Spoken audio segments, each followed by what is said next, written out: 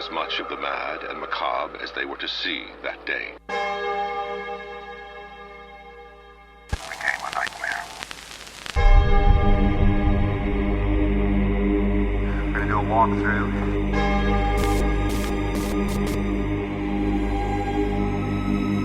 Over 1,300 pieces of evidence were collected from the crime scene. Scratch marks along the wall.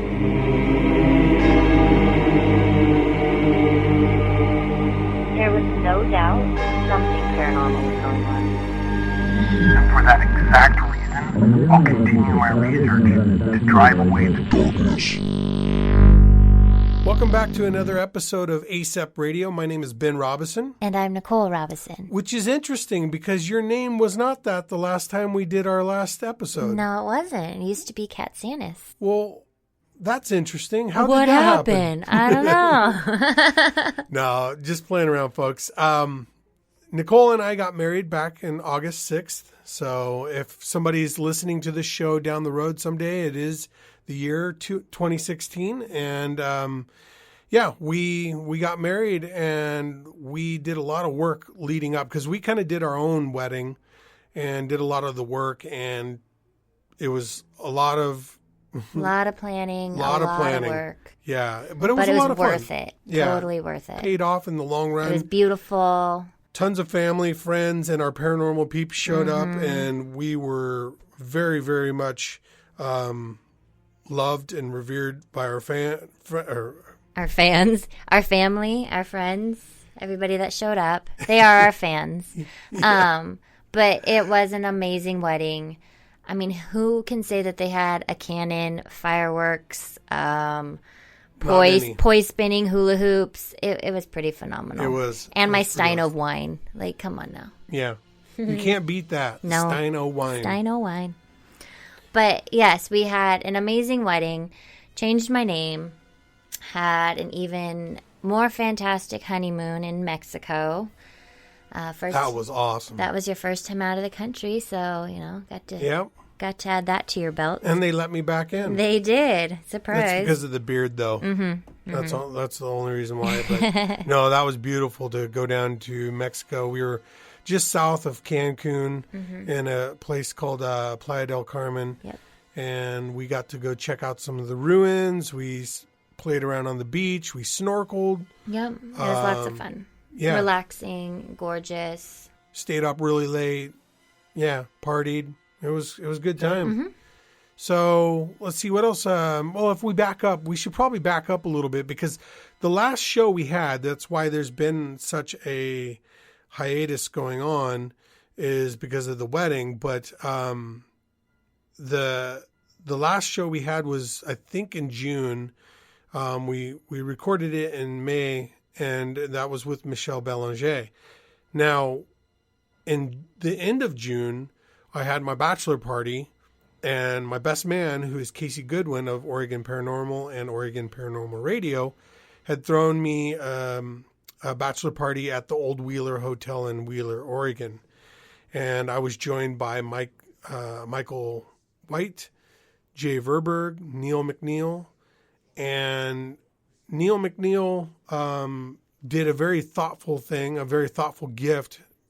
And what it was a little box that he gave each one of us, and he assigned us a name. So, like, for example, I'm Sir Benjamin Robison, and Neil was Professor Neil McNeil. Jay was Baron Jay Verberg. Michael White was Commodore Michael White. And Casey was Lord Casey Goodwin. So he had created this thing just kind of in fun called the League of Extrasensory Gentlemen. And he handed us a gift, and in the gift was some salt, a vial full of dirt from a grave, the coffin nails that were wrapped in copper, and a necklace. And I feel like there's one other thing I'm still forgetting. Beard balm. Oh, yeah, beard balm. The beard balm as well. So he gave us this. And, you know, again, this was something that was kind of just kind of for fun. And what he didn't know is it was going to turn into something very serious and very, Real. real, yeah. We have now a Facebook page for the League of Extrasensory Gentlemen, as well as a presence within the community of paranormal research already. So I'm very flattered to be a part of it because the gentlemen that make this up are phenomenal individuals. So that got started back in June. And let's see, fast forward to, well, pretty much current day, right? Mm-hmm. What else we got going on? We got opportunities. We do. We have a few opportunities coming up. First, we have an opportunity to go and investigate with Hella Paranormal. Some really nice ladies over at Hella. Some great chicks over there. Some classy broads. I like them a lot. And so we have that coming up. You also have the opportunity to go do some field research and check out some possible Bigfoot sightings. Yeah, Bigfoot area. That's the hopes. I still got to look over my schedule, make sure everything pans out. But yeah, that's an opportunity presented as well. So that'll be fun. And then I think our biggest one coming up is Port Gamble Ghost Conference. Yes. And that's coming up at the end of October, the last weekend, right around Halloween. Yep. I'll be teaching a class there, the ins and outs and ups and downs of EMF. So I still got to work on my presentation for that. And you and I still have to make some decisions on whether or not we're going to have a table, sell shirts. Yeah. So we've got some things to work out there still. Yeah, and Leg has a big announcement, that's surprise right. announcement. Yes. And I think I'm going to be live broadcasting it, right? And I don't think I ever used the acronym, so thank you for doing that. LEG stands for League of Extrasensory Gentlemen. And I'm going to get together with some ladies and we'll become the League of Extrasensory Gentlewomen. Yes. Leg 2. Leg 2. You got to have 2 legs, right? Legs. That's what you go with. Yes, so there's a big announcement that will be taking place during the Port Gamble Ghost Conference. And that is the last weekend of October. And then in November, we have a private event to attend to with lots of people, actually. Lots of paranormal people will be getting together and doing this private event, which I don't know if we're allowed to really mention the name or who's going to be there, but no, but it's going to be awesome. Yeah. And one night we get to dress up in a theme, and I'm super excited because I love themes and I love dressing up. That'll be awesome. I'm very, very excited. I'm not so much interested in the dressing up. Well, I don't know. It depends on what we're going to dress up as. You need to go follow the thread because it's going to be amazing. I just don't want to dress up like a Pokemon or something. That's not my thing. You were assigned Pikachu? Right. Let's see. Well, I think... So, yeah, that's what we've got coming up. Yeah. We'll probably have other stuff, but that's what we have on the agenda as of right now. Right. And then before we get our guest on, I would like to go ahead and give our shout out to Mr. Mike Smith. Please do. He is so gracious to air our show for us, and we love him. And so we want to just say thank you, Mike Smith. Over at the Info Sub, you can go visit his website and listen to our show, listen to a bunch of other great things. He's got tons of stuff. So go check him out at www.infosub.listentomyradio.com. It's the number 2. You can also find him on Facebook. Just type in InfoSub, all one word, radio. So InfoSub Radio. And the link is there. He can keep you up to date with what's going on and what he's airing. Coming out. Yep. Yeah. So go check him out. And with that, I will throw it on over to you to introduce our guest. Well, thank you. You're welcome. Yeah, so tonight we have a special guest, Nicole Strickland. I'll give you a little bit of background on her real quick, and then what we'll do is we'll take a quick intermission and bring her on. So Nicole Strickland is a paranormal researcher, author, and public speaker who currently resides in San Diego, California. She is the founder and director of the well-respected San Diego Paranormal Research Society, also known as SDPRS, and the California coordinator for the Ghost Research Society. Nicole has done over 10 years of historical and paranormal research on the RMS Queen Mary and has written 2 books about the ship as well. Additionally, Nicole has talked about the haunted history of the ship on radio shows, television, and paranormal conferences. She is currently at work writing other books, including one about the noted San Diego haunted locations. And Nicole is a Paranormal Underground magazine contributor and correspondent. She has also appeared on My Ghost Story, Caught on Camera, Travel Channel's Ghost Stories, San Diego Living, Good Morning San Diego, and Paranormal Journeys. So without further ado, we'll go ahead and take a quick break, and we'll be right back to bring her on. Stay tuned.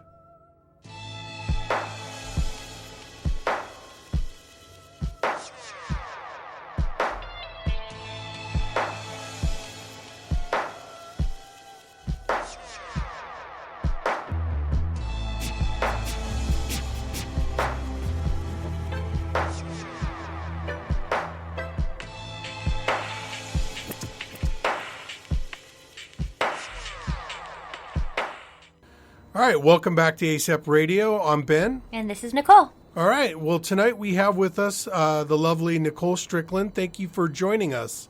Thank you for having me. I'm super excited. I'm excited to have another Nicole. Yeah. And we even spell our names. I know. No H. We don't need that H. No, the H is not wanted. No.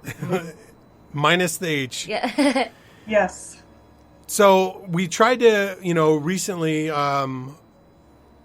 sit down with you, and you got, sick, and that was unfortunate. So we were able to reschedule. So we wanted to, thank you for being able to reschedule with us and taking the time out of your busy schedule to sit down with us. Absolutely. And thank you for, having me on and being patient with me. Hey, not a problem. I know how it goes to get ill. So it's horrible. We're just glad you're better.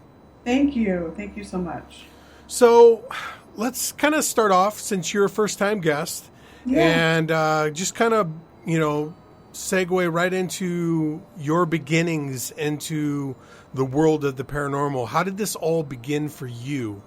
Yeah, excellent question. Ever since I was a little girl, I've always had experiences. I mean, I can remember as far back as when I was probably 3 years old.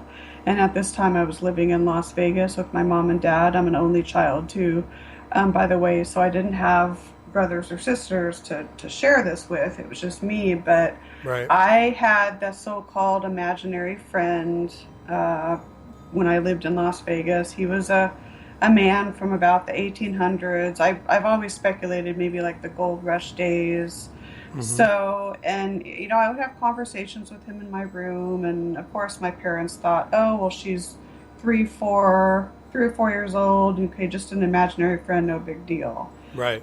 So that was something that only lasted a short time that I could remember.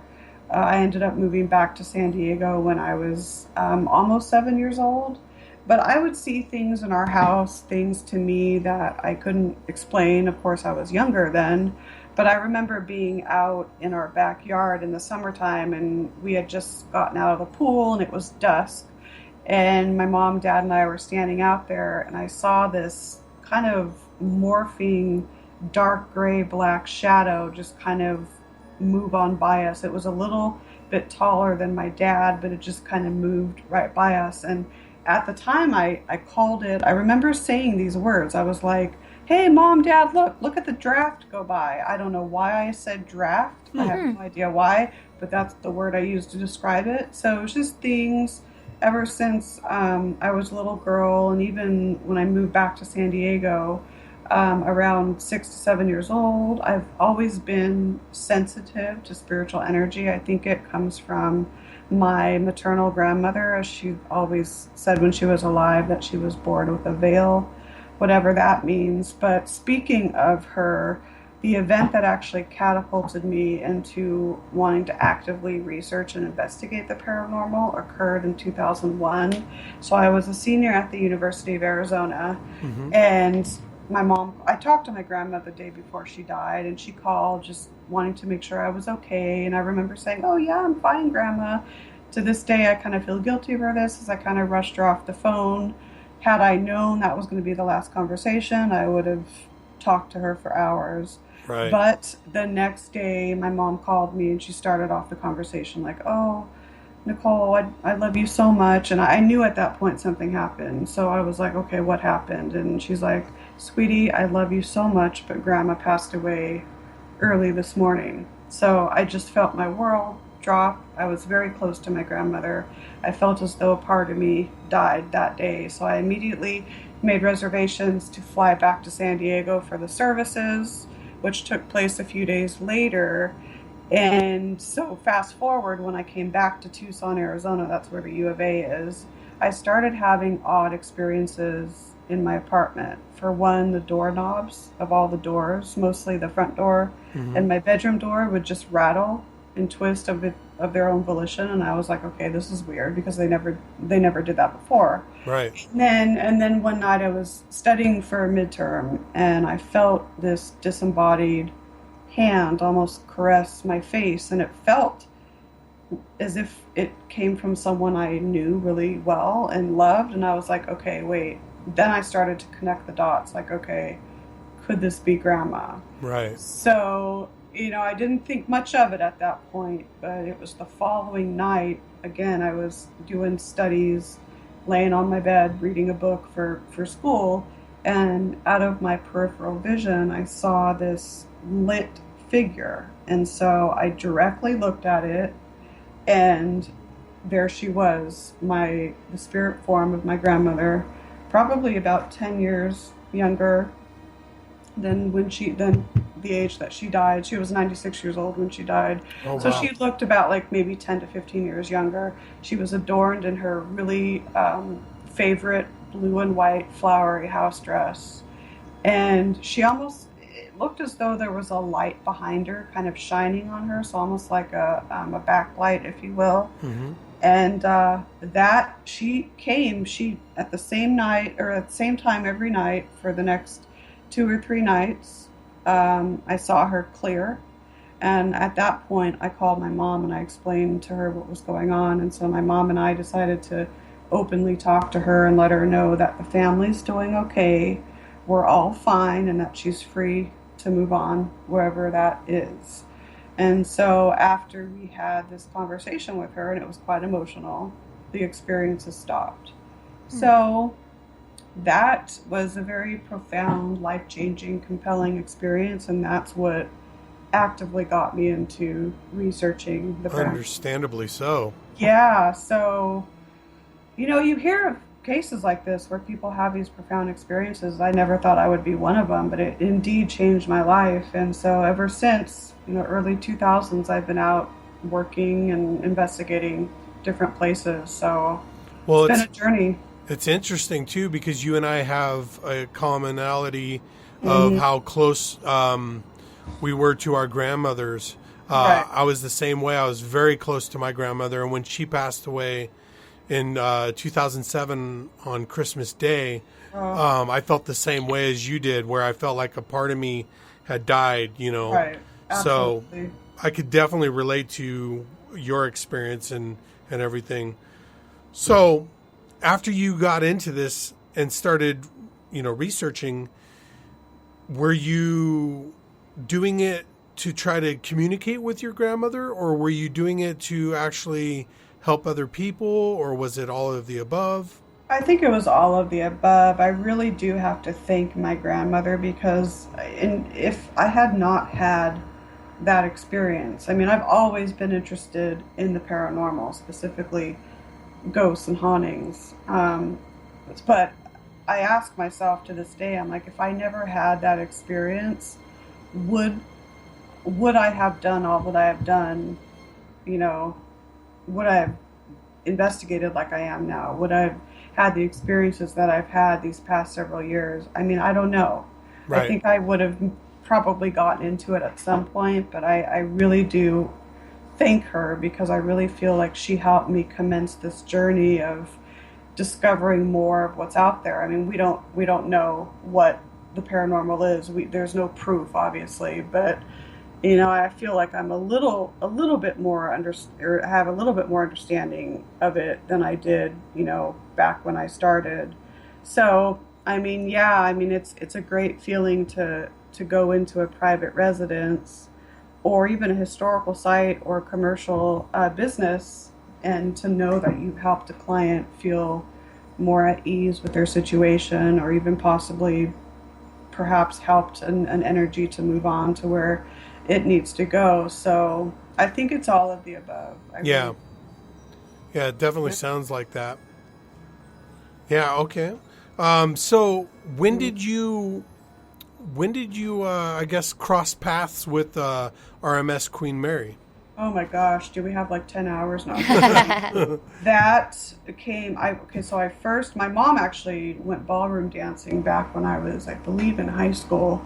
And so I've known of it for many years, but not until 2000. It was my junior year at U of A.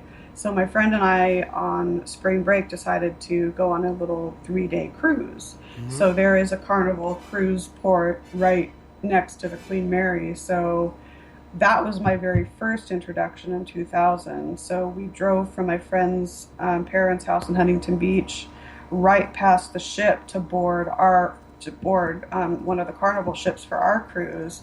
And so I remember as the ship was taking off, I was standing and watching the Queen Mary until I couldn't see it anymore.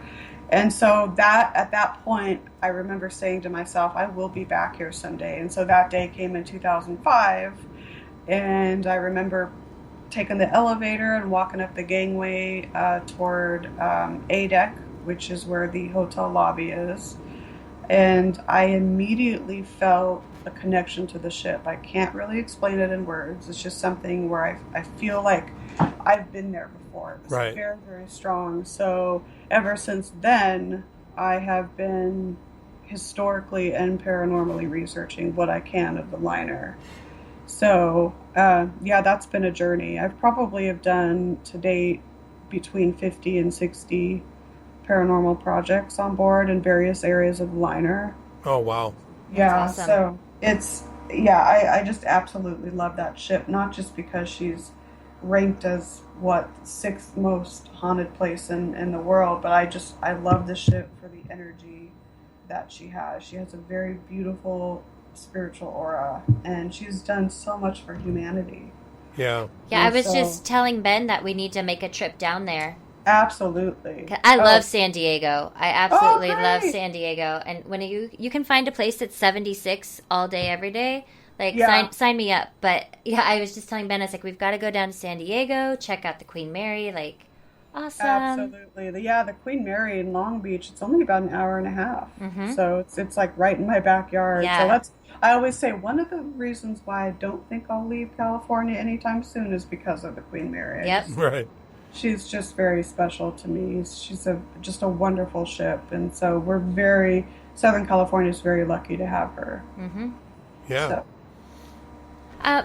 So Ben, before the show asked you about your top 3 cases, and you mentioned here that you've had some ongoing research for the past about 5 years at the Rancho Buena Vista Adobe. Yes. Can you tell us a little bit about that?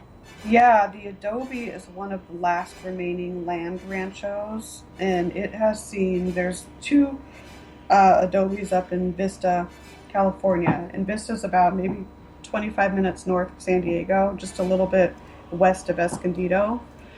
And so the Adobe has seen many, many, many owners, and some of the owners that have owned or stayed at the Adobe are really well-known early pioneers of early San Diego history.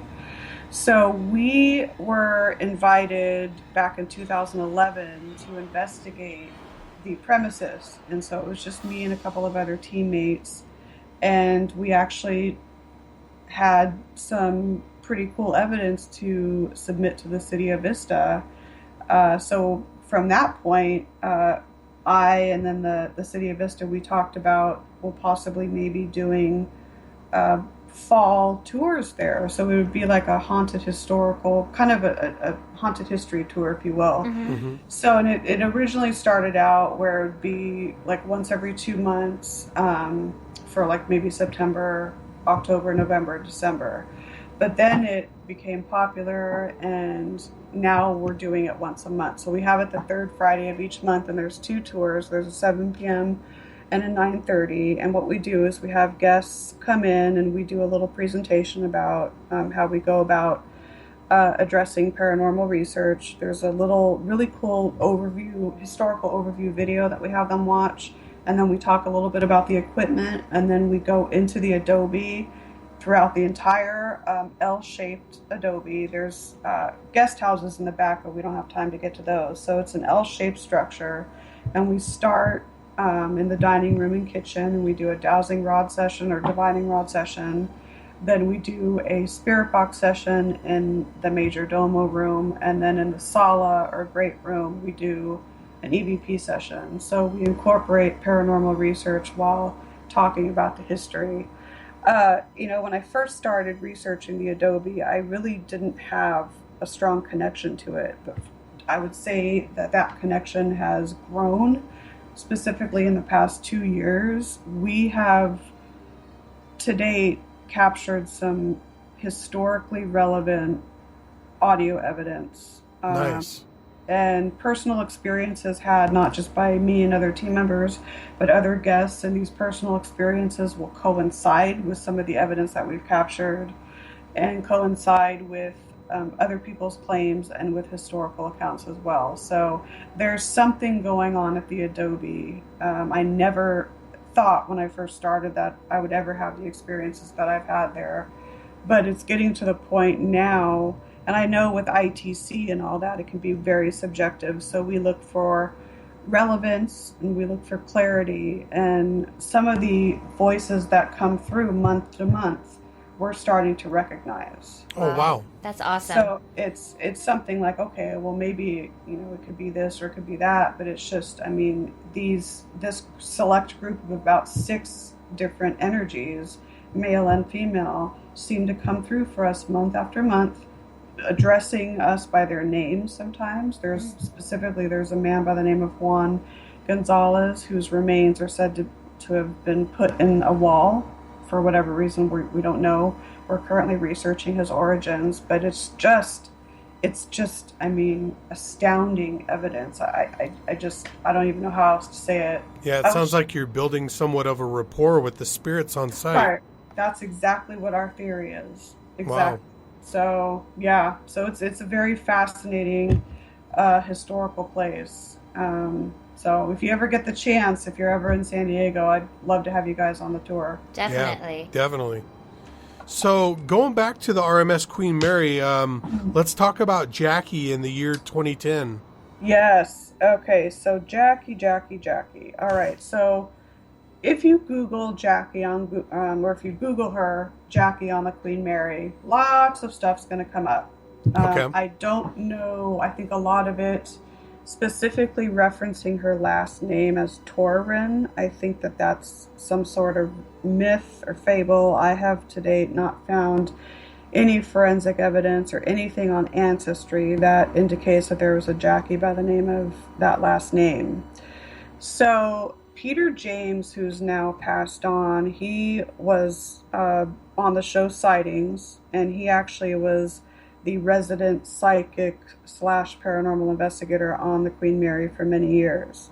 He was the one that actually coined Jackie and came through saying that Jackie somehow drowned in the 2nd class pool. So the Queen Mary had 2 pools. They had a 1st and 3rd class and a 2nd class. The 2nd class has now been taken out, and now it's a 3D theater. But the first one, I'm kind of tangenting here, sorry, but the 1st class, once in the 50s when jet travel became, in the 60s I think it was, when jet travel became more popular and, less 1st class passengers were traveling by sea, Then they opened up the first class to the third class. Ah. So that's why it became known as the first and third class pool. I was wondering about that. Yeah. A lot of people don't know that. So Jackie, I think it's possible that there might be two Jackies on the ship. One, the actual authentic spiritual Jackie that has been there for however many years, and also a tulpa, if you will, or some sort of thought projection that's developed, because you have so many people going into that ship day in and day out wanting to speak to Jackie, wanting to have experiences with Jackie. So it makes me wonder if maybe some of these experiences are actually a thought projection creation of her. I Oh, don't a know. wow. That's manifestation. fascinating. Yeah, more man-made. Yeah. Right. But I do feel in my heart after 12 years or 11, going on 12 years of researching the ship, and I'm no expert at all by any means, but I've experienced this little spirit many, many times. I do think that there's an authentic version of her. And I do not think that she passed away in the second class pool. Me and another team that worked on the ship for many years have done a lot of research into her origins, and there's no forensic evidence at all suggesting a girl died in either pool. Of course, back in that day, they didn't keep accurate records some of the time, so maybe she was lost. I don't know.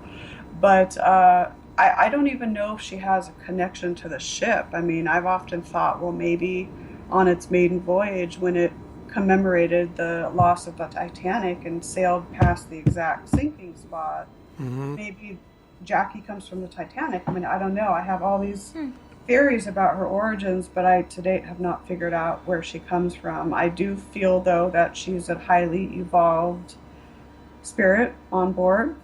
And some of the other energies know who she is.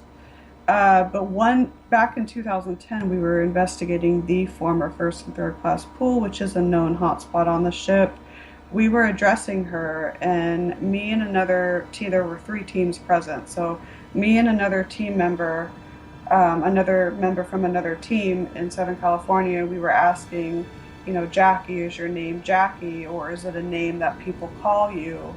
And we got a response of, my name is Jackie. So some people hear Jackie, some people hear Jacqueline, but the majority of people hear, my name is Jackie, or my name is Jacqueline. So whether or not that is her name, or whether or not that is a name that she's just learned to be accustomed to, I mean, I don't know. It's hard to say.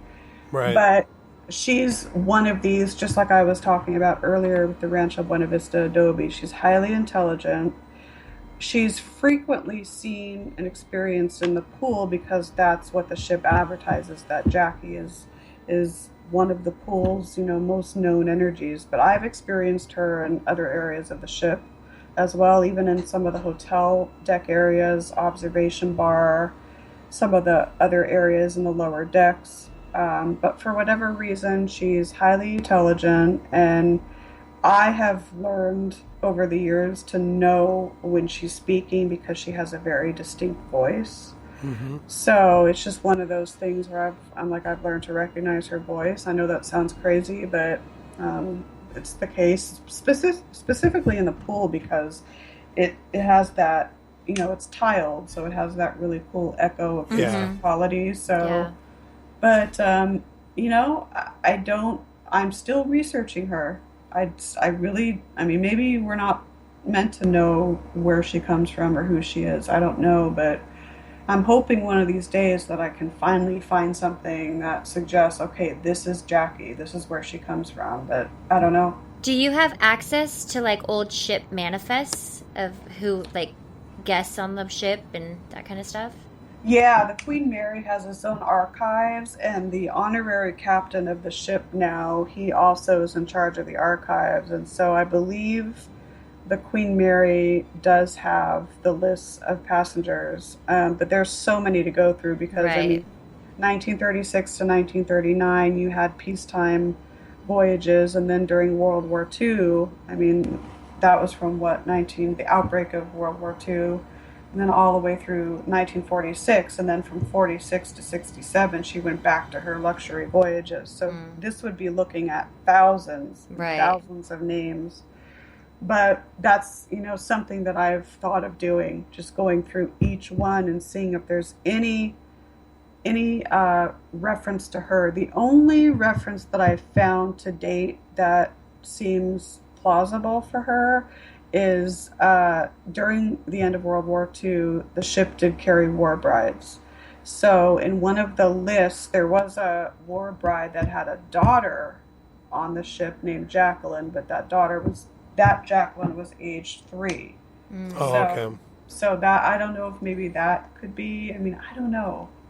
She's just so elusive, but there's something there. I do feel that there might be two.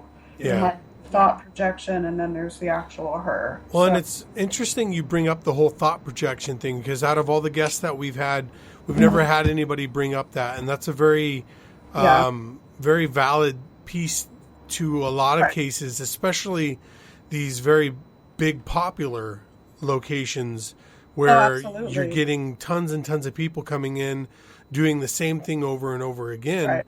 So you can't help but think, does this mean that, man is creating, some of these experiences, some of these entities or energies, that are interacting back because of our own abilities. Oh, I strongly believe in thought projection and tulpas. I actually think that whole field should be studied more, because I think that a lot of things can be possibly explained by thought projections. Thoughts are powerful. Thoughts are energy. Yes. It's part of our energy. So, there has to be something to that. Definitely, Yeah. especially if it's out there and everybody seems to be coming in with the same thought of like, we're going to talk to Jackie and this is what happened to her. And they're all thinking the same thing in and out and in and out. It has to leave some kind of mark. Yeah, absolutely. So, yeah, very fascinating. It's something, the whole tulpa thought projection concept to me is just so fascinating. Even the psychokinetic interplay too with the Queen Mary. You have so many people going in day and out, and this applies to all these, like you said, some of the popular places.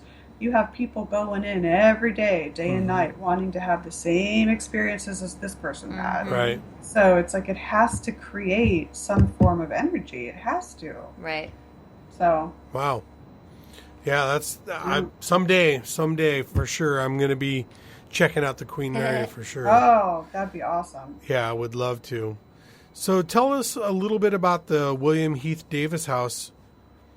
Absolutely. So the Davis house is in an area of San Diego, in the downtown area. The gas lamp, that's awesome. The gas area. lamp, yeah. So this house was brought around the Cape and constructed it's a salt box lumber house. So it was constructed, I think it was originally in another area of San Diego, down in that area, but then was moved to where it is now. And it actually treated injured soldiers, not injured soldiers that were sick too at one point, I think tuberculosis and other ailments. But what's interesting is people have seen Mr. William Heath Davis, who actually never lived in that house, but they've seen his presence there. He was instrumental in trying to grow that area of San Diego.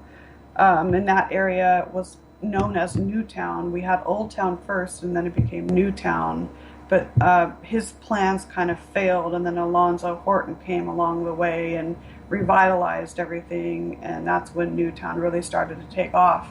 But anyway, so it's a salt box lumber house, and it's on the corner of, I think, Island, and it's right down near Horton Plaza.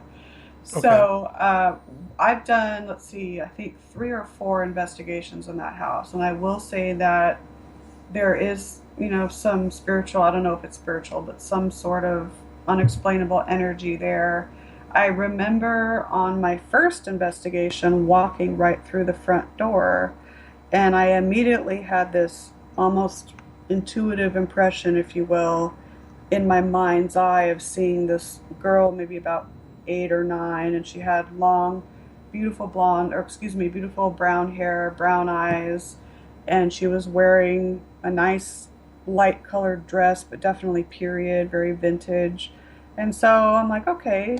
I proceeded to set my bags down, and then when I set my bags down, I immediately glanced at this 8 by 10 historical black and white photo, and I kid you not, the girl that's in that photo matched almost exactly the girl that I got in my intuitive impression in my mind's eye. Oh, so fascinating. Isn't that weird? So I asked the docent, I was like, okay, who's this little girl? And she's like, oh, well, that's Mr. William Heath Davis's daughter, Lillian.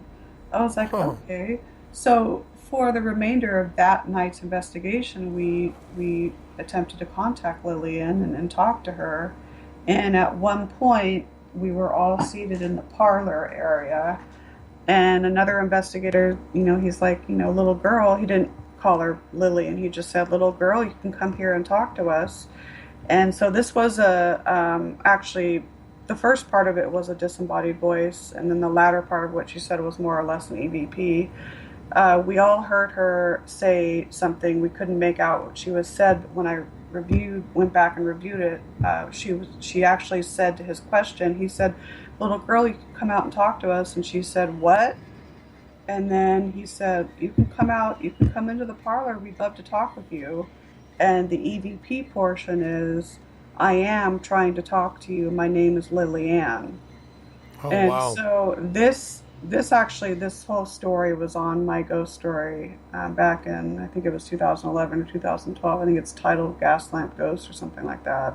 Mm-hmm. But very, very compelling. And we had a video camera post looking up the stairs toward the door on the right, which led into the children's room. And I forget if the door opened up before or after this experience. I think it was after, and it was about 5 to 7 minutes after. And in the video, you see the door just propping open. And of course, we tested the door. We wanted to make sure that no drafts could possibly move it. This door was extremely heavy. We did vibration tests where we had people walking around in different areas of the house to see if it could move it. Nothing could explain this door moving on its own. There might be an explanation that we didn't figure out. I don't know, but sure. It was just something. I mean, there seems to be a lot of intelligent energy in there. And so I don't know why Lillian's there. It seems to be that there is a girl there, and when we caught that, EVP that said, I'm trying to talk to you, my name is Lily Ann, I don't know. Yeah, that's fascinating. And, it does make you wonder why certain spirits decide to stay in certain areas or locations. Right. Maybe they're drawn to it. Maybe there was some kind of, tie for them that makes them feel comfortable. Exactly. Then there's always the theory about being bound to locations. Right. I'm not sure how much I subscribe to that, but right. It's still a plausible explanation. Yeah, absolutely. I agree with you, though. I'm not so sure we can say that it really is a such thing as an earthbound. I mean, right. Maybe there is, maybe there isn't. I don't know. Yeah. But it's so fascinating. Wow. Well, this is a good point for us to stop for a quick break, and we'll kind of take about a 5-10 minute break, and then come back. Perfect. And pick things up from there. Okay. Sounds good. All right. Stay tuned, folks.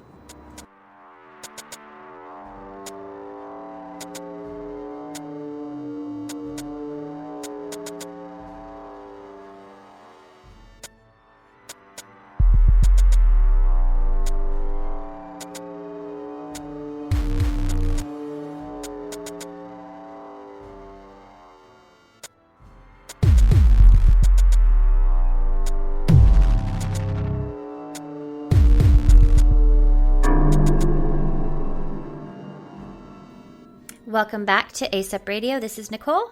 I'm Ben. And we are speaking with the beautiful Nicole Strickland from San Diego Paranormal Research Society, and kind of getting a feel of what she's been doing and she's been up to and what really is passionate for her.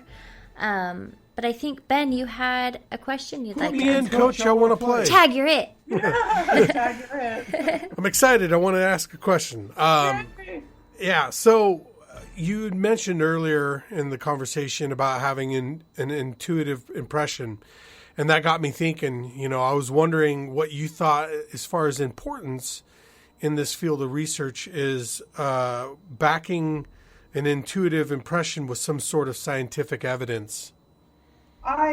This is a good question. I think that, and this is just my opinion, and for me specifically, I like to approach the field not just scientifically, but also allowing myself and trusting my senses, if Right. you will. I mean, our bodies are so important to the field, and I think our bodies themselves really do act as probably the best piece of equipment out there. And I think because of that, we do need to trust our senses and our that inner wisdom, intuition, whatever you want to call it. And I think that and specifically, I guess, talking about intelligent energies, Right. as opposed to residual or imprinted energy, I think that if intelligent energies know that somehow they know that an investigator is going to use his or her own intuitive ability, maybe they will be a little bit more open to communicating with that individual and I guess communing with that individual. So I think, let's say you get a really profound, historically relevant EVP, that's great. That's awesome. Right. But I think it's all about piecing together the puzzle, and if you can have more pieces pieced together than just, two, that's great. So I think that, whether it's an intuitive impression or another piece of equipment corroboration, let's say you get a significant EMF spike at the same time you get a disembodied voice or an EVP, those are two pieces of information that corroborate each other. So I think, I know I'm rambling on. I do think that because some people kind of shy away from the whole intuitive thing and maybe just want to be scientific, and that's perfectly fine. There's no problem with that whatsoever, but maybe it lends more credibility when we do have an intuitive impression that is backed up by some form of technological corroboration. Maybe Right. that opens the door for people to start trusting one's own inner wisdom and just lending to that, I guess, more holistic approach to investigation. I'm probably not even making sense right now, but No, I think that is a great thing to say, because personally speaking, there's been lots of times where I'm like, I totally was thinking that, but I didn't say anything because, I'm like, oh, that's just me being weird me. And so I think having something back up your intuition is really powerful, because not only is it leading credence to how I'm feeling, that it makes me more empowered to say it beforehand next time rather than after the fact. Exactly. So I think it's good there, but it also is like, well, okay, we aren't going to discount that spike because Nicole has something and we have the spike, so let's give it a little more credibility than just one thing on its own. Right, and maybe that experience may lead to something down the road. Maybe something else will happen, and it's like, wow, if that person didn't state his or her intuitive impression, well, maybe we wouldn't know this. So Right. I just think it's all part of the, piecing together the puzzle and weaving together the fabric, if you will. So, And I don't think, I think the more things you have happening at the exact same time leads more credence to it. It doesn't hurt. Right. You can't say, oh, well, we have the EMF spike and we have an EVP and your intuition, too many things. I don't think you can ever say there's too much happening at the same time. Exactly. Yeah, that I think is a great answer, and not only that, I think it gives me an opportunity to kind of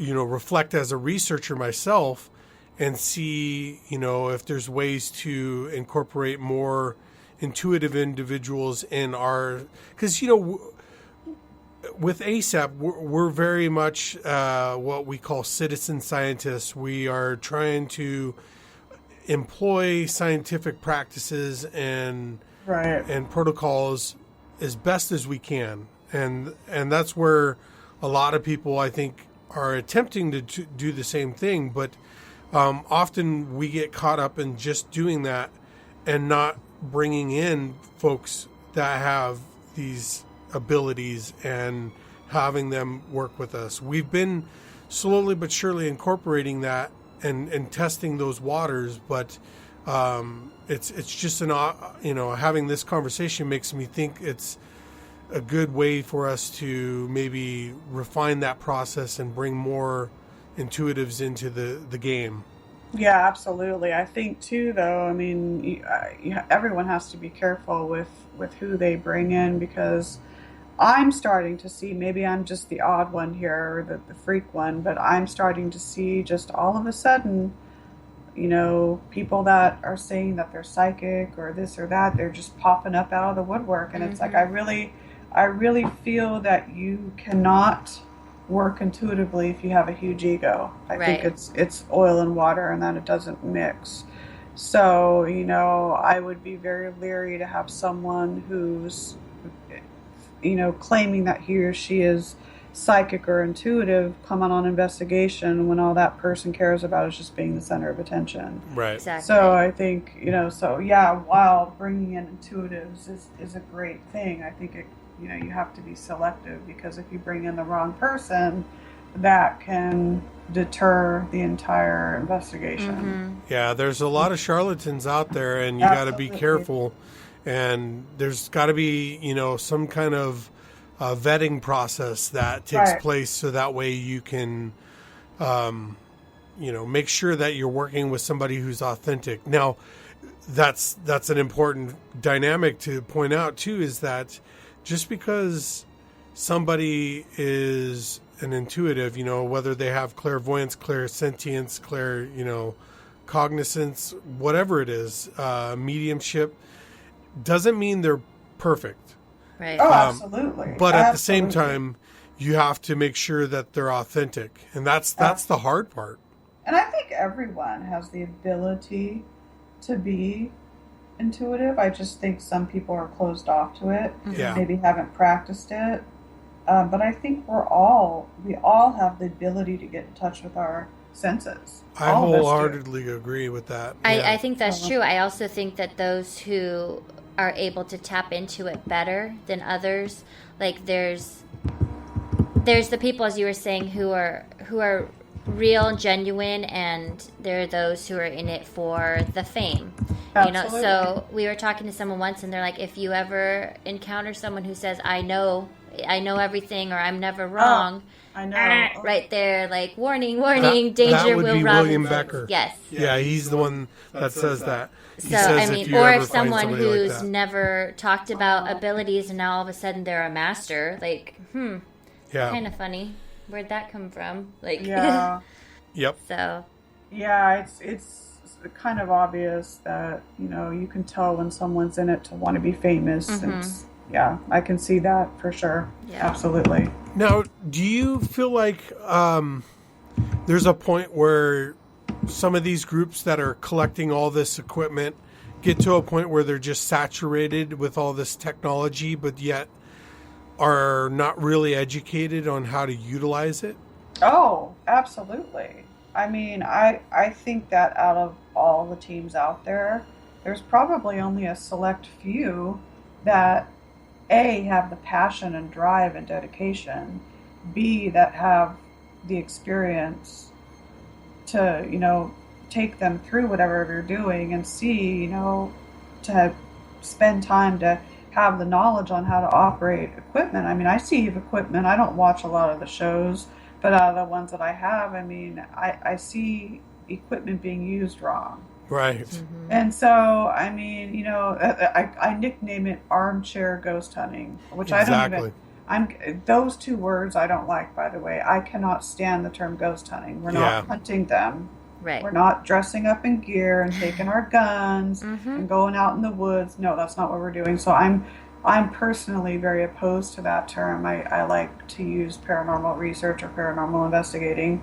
But yeah, absolutely. I think that there's a lot of amateurs out there that don't know what they're doing. And it's not just the equipment. It's maybe how to ground and center yourself. Right. It's knowing the theories, the applicable theories to this field. Having some science background, some psychology background. I mean, there's a lot of people that see stuff on TV, then they want to go have an experience, and all they care about is the thrill, and they're not being safe. Yeah. Well, I'm the same way as you. I hate the term ghost hunter. Oh, it's horrible. Anybody that knows me knows that I you know, I'm just, I don't like that term, but it just seems so predatory. It is. Yeah. But I think there's a difference, though. I think what I'm trying to say is, I think there are ghost hunters out there, and then there are paranormal researchers. Right, I think there's a psychological difference between these folks for the most part. And and I want to make sure I point out the most part, because I piss a lot of people off every time I go down this hot topic. But, you know, so be it. Yeah, so be it. But, you know, the difference tends to be for the majority of the folks out there that are playing this ghost hunter, you know, look and feel are really just self-centered individuals who are doing it for selfish reasons. They're more the thrill seekers. Yeah, and thrill seekers. Mm-hmm. Yep, absolutely. I mean, I even know someone here that I would consider an example of that. He's really into the shows. He's really into the entertainment aspect of it. Yeah. He's into the thrills of it. And, you know, even there will be comments of, oh yeah, we're going on the hunt and stuff. It's like, going on the hunt, I mean, that's not, I would never permit that to be said at all, ever. Yeah. Well, so, and I think that kind of mentality kind of hurts the field, especially if they're working with a business or, you know, a private client, because they're the ones to go in and be saying, we're going to find something. And if they don't find something big enough for them, they're like, oh, nope, we're done. Yeah, exactly. Well, and they just kind of are one of those hit it, like what you say, the hit it and quit it kind of. Yeah, hit it and quit it. Yeah. One night stands. Yeah, that's what I'm saying. There's very few of us out there in the grand scheme of things, and that's what's sad, because you have all these charlatans, you have all these thrill seekers out there, and they make it look bad for the rest of us true researchers. Yeah. It's something that just bites at it's a thorn in my side, and it sucks. Yep, and they're the ones breaking into places. Oh, yeah. Doing illegal things, and it just makes the whole field look bad. It does. Absolutely. It's horrible. Yeah.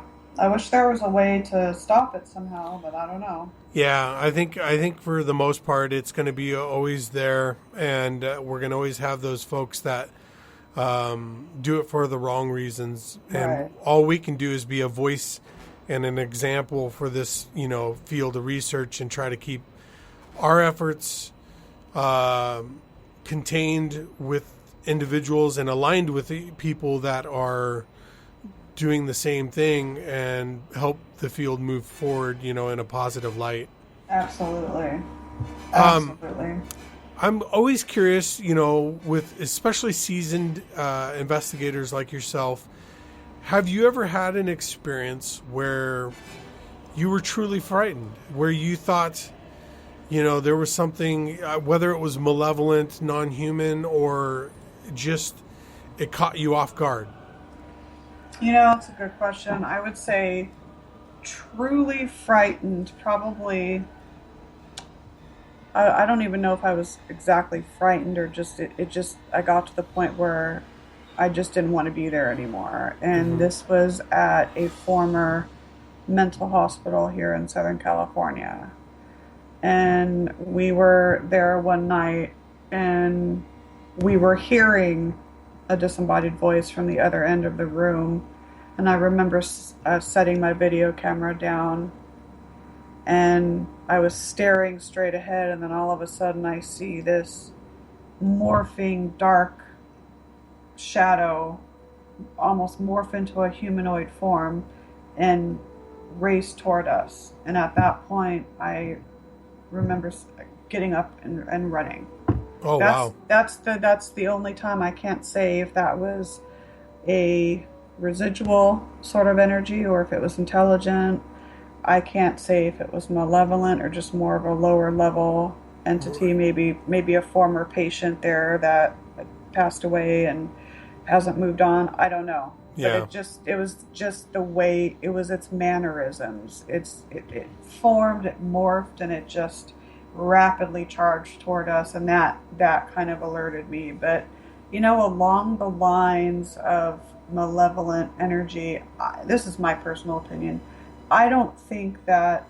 I think there, there's good energy out there and there's not so good, absolutely. But I think that Hollywood and these paratainment shows want to depict that the ghostly activity or paranormal activity is all negative, and it's not. Yeah, it's the hot thing for them right now. They're making everything demons and. Oh, I know. And yeah. So then that increases private residents' requests, and if they watch the shows, that's what they're going to think. So then we have to go in and educate. Or if there's a certain religion that really strongly believes, like Catholicism, for example, and I was baptized Catholic. I don't practice it, but my family is, and so I don't believe that. I mean, as much as those shows say, I just think that there's more benign and good energy out there than there is bad.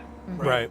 So that's just me. Well, and there's a lot of misidentification, I think, that takes place. For example, one, and this is kind of like two things in one, but like I've explained people where you've got this old man Fred or something. We'll call him Fred, Right. and old man Fred is just kind of a grouchy old guy. He's kind of one of those people that is a recluse, doesn't want anybody screwing with him. He gets pissed off when the local parish comes by and invites him over to the church functions and things like that.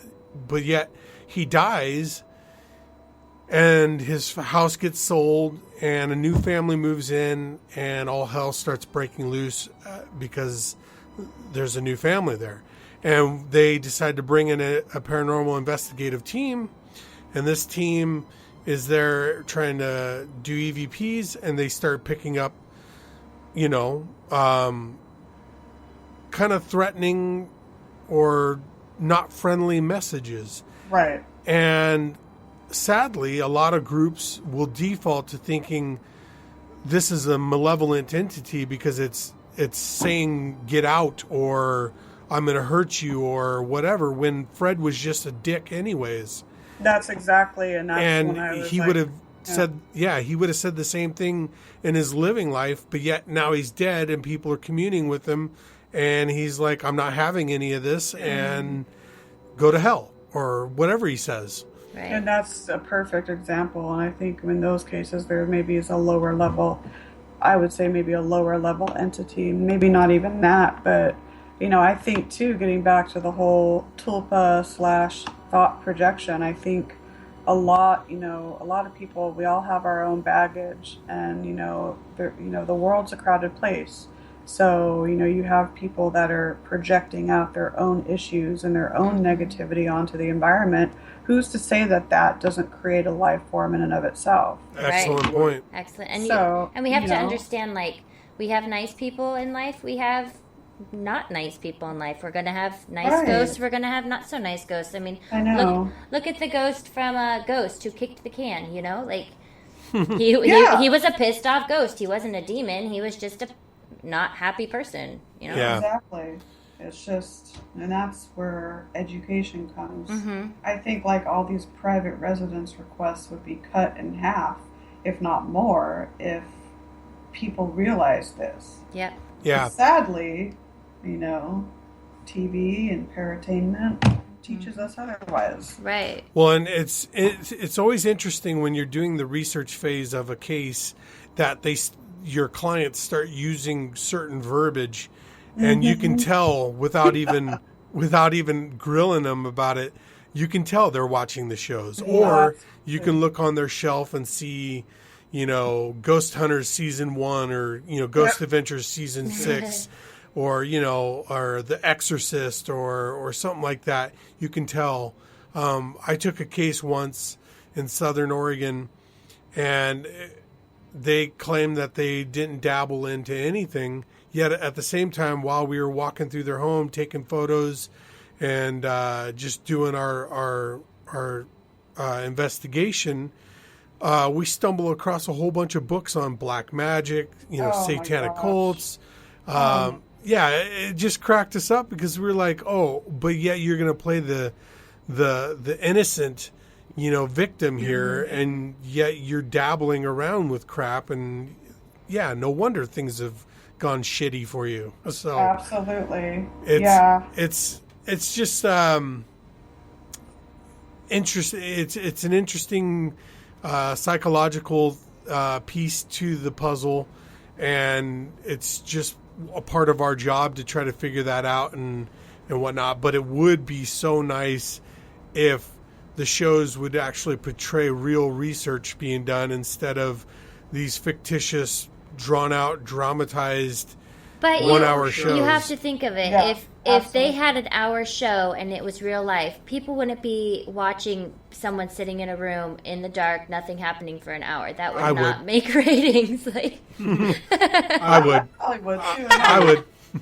We just got through talking when we do our tours and stuff, or if we teach, para investigation courses, which sometimes we do. We make it's not what you see on TV. Right. It's most of the time we're sitting here in the dark for hours at a time. Very bored.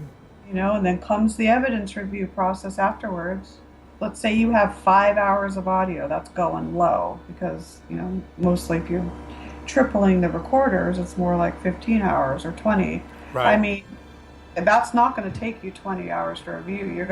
It's almost like double time for me because I sometimes go back and listen, or I might, the time spent making clips and editing and analyzing. I mean, you have to add an extra hour on to every hour that you do pretty much. And that's for video and audio. Yeah.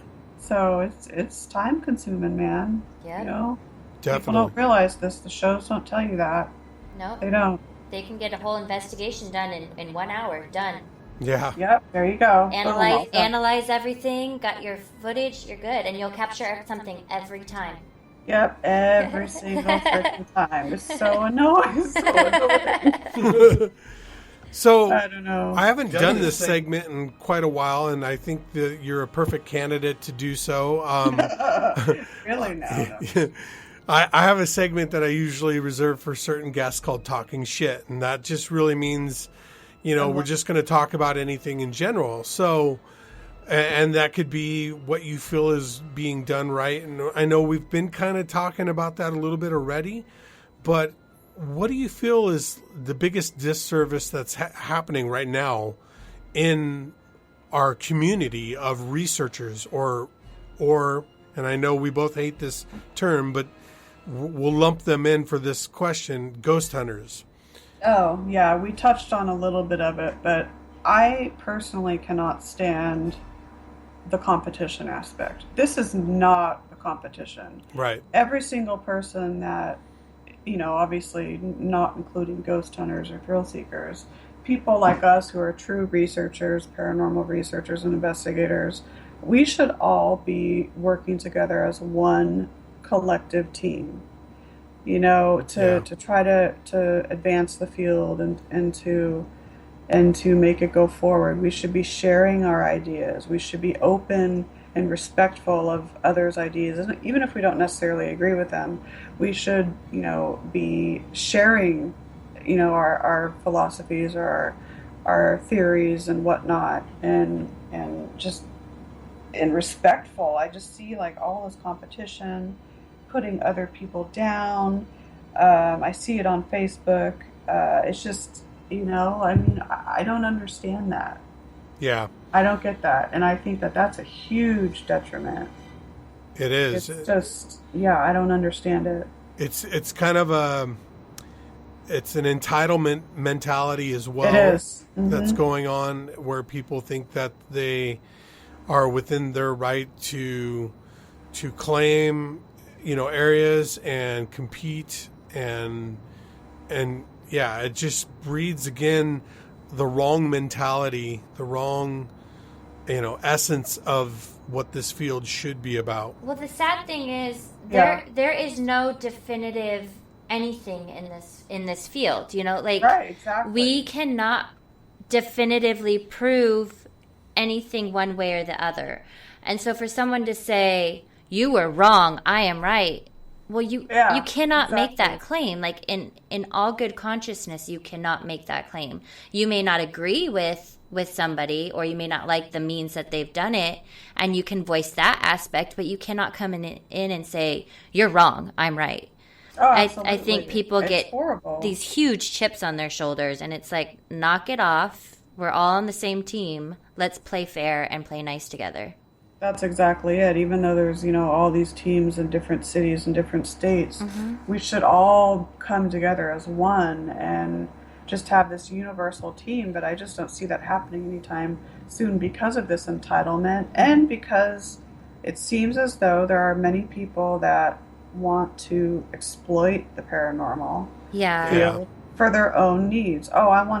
I've always wanted to be in a movie. I've always wanted to be on TV. Well, let me just come out with my own YouTube channel, and it's crap. Like, no offense, but I mean, making a show out of it. It's just, I don't know. It just annoys me. It is, and it's sad that a lot of people are in it for the fame. They're in it for the money. They're in it to make a name of themselves. And it's like, great, you have your 15 minutes of fame, but you have hurt the field tremendously in the process. Exactly. Oh, and my goodness. Pissed off a lot of people. I mean, you might exploit someone's death or someone's passing for your own gain. I just cannot wrap my head around that. To me, that is just... There's a notable individual out there who he likes to record EVP sessions, basically ITC sessions. You know who I'm talking about. I know exactly who you're talking about. Yeah, every time somebody, especially famous, dies, Yes. he's doing this. And I have no respect for the guy because, again, he's completely exploiting people for his fame and fortune. Yeah, it's horrible. Yeah. I have met this person. Oh, have you? I have. I have worked with him. It just seems, though, like with all the recent celebrity deaths, that, it's just a little bit too much. Yeah. I just, it's one thing to do it, but to publicize, it's, because it gives maybe giving the guy the benefit of the doubt, maybe he doesn't mean to be exploited, but it comes across to the public as that's what's being done. Right. So, yeah, it's sad. Yeah. So what do you think we're doing right in this field? I think that we are developing cool theories. I think that, we have the standard theories that have been in existence for a long time, but I think we're adding onto these theories and testing them out. I think that they're, adding people that like to build equipment, adding other equipment to the field. So in that regard, I think we're experimenting in really cool ways. Maybe we could even go step it up and do a little bit more experimentation. So I would say in that regard, we're doing things good. I would definitely say I really like that. I mean, there's a lot of gimmick stuff that's coming out, but at the same time, you're seeing some genuine attempts to make some equipment to help, again, better this field, move it forward, help us in what our efforts of communicating and just trying to get answers for people in general. So there are definitely some good pieces of equipment that I've seen come out. Yeah, I really like Paranologies. I have some of their stuff, and I like it. Good. But yeah, I wish I knew how. I wish I was like an engineer and knew how to make stuff, or I would. But Well, I don't think it's as hard as it seems. I think it's great too that we are, there is some new equipment coming out and people are being open and honest with how they came about with it. Then there's some equipment where it's like, oh no, hush hush. It's like, okay, exactly. Not so credible.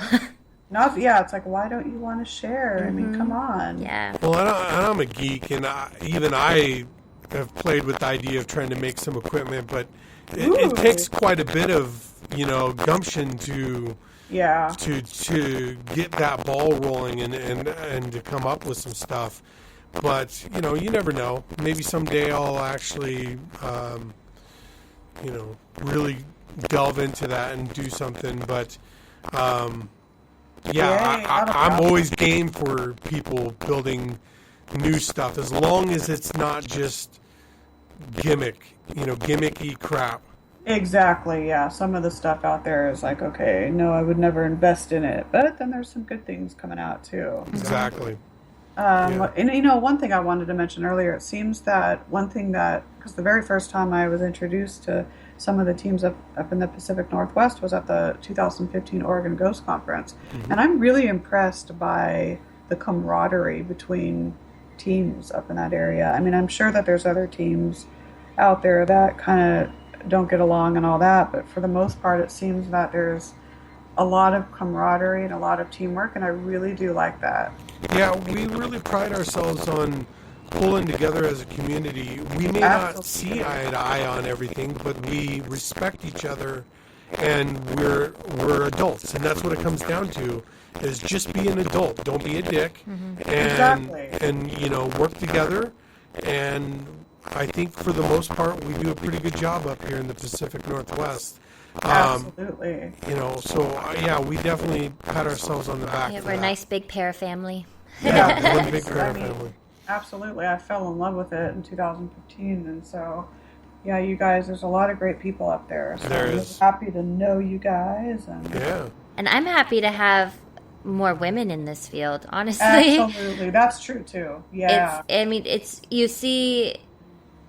Going to these shows, like, it's mostly men, and then you have the pretty face. And it's like, no, there are some well-educated women in this field who know what they're doing, know what they're talking about. They're not just a pretty face. They're not here just to be, boobs and ass and get ratings. Like, we know what we're talking about, and we're cute. Like, you can do both. Good well put. So we're kind of running to the end of the show now, but I wanted to give you an opportunity to do any kind of shameless plugs that you want to do, and any ways folks can find SDPRS or get in touch with you. Sure. Well, we are on Facebook, my personal Facebook page, and then our team Facebook page. It's just facebook.com, and then it's the acronym SDPRS. And then we have our own website, our official website, which is all one word, San Diego Paranormal Research.com. So we have that, and then I also have a website that's devoted to the Queen Mary, and it's the title of my second book about the ship, which is Spirited Queen Mary. So if you just type in all one word, spiritedqueenmary.com, it'll take you there. And then I have, let's see what else, author NicoleStrickland.com. Let's see, what are we doing lately? Well, we have our Rancho Buena Vista Adobe, Spirits of the Adobe tours, and we're doing extra ones in October. Awesome. Should be fun. Yeah, we're even doing one on Halloween, which should be great. Ooh, fun. And then we recently did an investigation at the Escondido Public Library. They asked us to come in and do an investigation, and we've joined forces with them in coming out with this haunted Escondido. Escondido's a section up in North County, San Diego. So we're doing this haunted Escondido program. So we're going to have a presentation, talk about some of the other areas in North County that are active, and discuss our recent investigation of the library. So that's coming up in October. And I'm just working on my next book about San Diego noted historically haunted locations. So it probably will come out, I would say, in the spring of 2017. So Awesome. Awesome. yeah, And that's how can people go about buying your books? I'm actually, that new one's with Schiffer, so it'll be through Schiffer Publishing, and once it's out, I'm sure it'll be on Amazon.com and BarnesandNoble.com, and possibly even in some local bookstores here. Regional, I would say. Now, as for my other 3 books, including the 2 on the Queen Mary, I have switched publishers, so I'm going with the new publisher. So it's the same books, but just with the new publisher.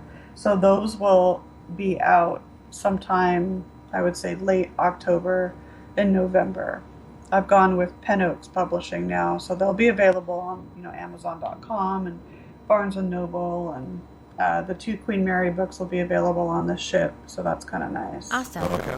So yeah, but I'm always on Facebook, so you can check my email all the time. So yeah, All right. I think that's it. Yeah, that's pretty much it. Well, we can't thank you enough. It's been an absolute pleasure chatting with you. We've learned a lot, and we've been able to, have some good dialogue across the board. And we're just grateful that you were able to be on the show and chat with us. Thank you so much. This was awesome. I learned a lot from you guys as well, and we'll have to do a link exchange for sure. Definitely. It sounds like we share a lot of the same, philosophies about paranormal research, which is good. I would agree. Definitely. Absolutely. So, just wish we lived closer. I We could know. investigate together. We'll have to come down and see you. Yes. And I think we mentioned this in a thread a long, long time ago, but we're going to have to get Team Nicole shirts. Oh, we have. Awesome. Yes. Okay, I'm just in line. Okay. Totally. Sweet. But yeah, so I really, really enjoyed tonight. Thank you guys so much Thank for having you. me on. Thank you very much for being on the show, and we'll chat with you soon. Sounds good. All right, guys, have a wonderful night. All right, you two take care. All right, bye-bye. Well, that was a really pleasant interview. It was. I really enjoyed talking to her. So, what did you think about her experiences overall? I think she's got a ton of experience, and I'm kind of jealous. I mean, she's got a lot of years under her belt, a lot of good research, a lot of just good personal experiences, work experiences. I mean, she's a very knowledgeable woman. She's got a really good head on her shoulders. She does. And I would highly recommend, if anybody's in Southern California, check her out. Go check out the Queen Mary. Do the tour that the classes she's doing down at the Adobe, Rancho Buena Vista Adobe. Yeah, that sounds like a lot of fun. Like, yeah, I want to get you down to San Diego. I would love to check out both those locations. Yeah, I had a great time chatting with her. She's, been up here in the Pacific Northwest at a couple of the ghost conferences, and every time I've met with her and chatted with her, she's just been a very personable, and pleasant person to chat with. So I have a lot of respect for her, and I was glad that we were able to get her on the show. Definitely. And I'm seriously working on those Team Nicole shirts. Well, then I need Team Ben shirts. Now we got to find Ben Hansen some shirts. No, you have to wear a Team Nicole shirt. No. Yes. I won't do it. I'll talk to Nicole. We'll make you do it. Just because you're my wife now doesn't mean you can tell me what to do. Oh, touche. Well, I guess, there's really not much else to say other than that was just a really awesome show, and I'm glad that we got to chat with her as long as we did. Yes. Thank you, Nicole. Yeah, thank you very much, and we will call it a night, and you folks have a good one, and stay tuned for more upcoming great guests on ASAP Radio. Good night. Good night. What an excellent day for an exorcism.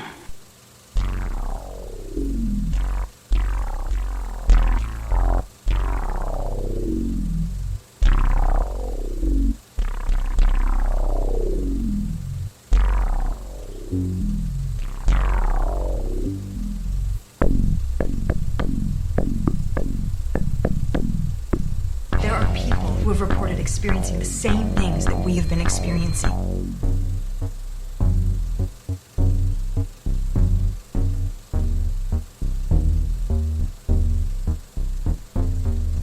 I hear the brush popping and stuff. Oh, there he goes. Jesus.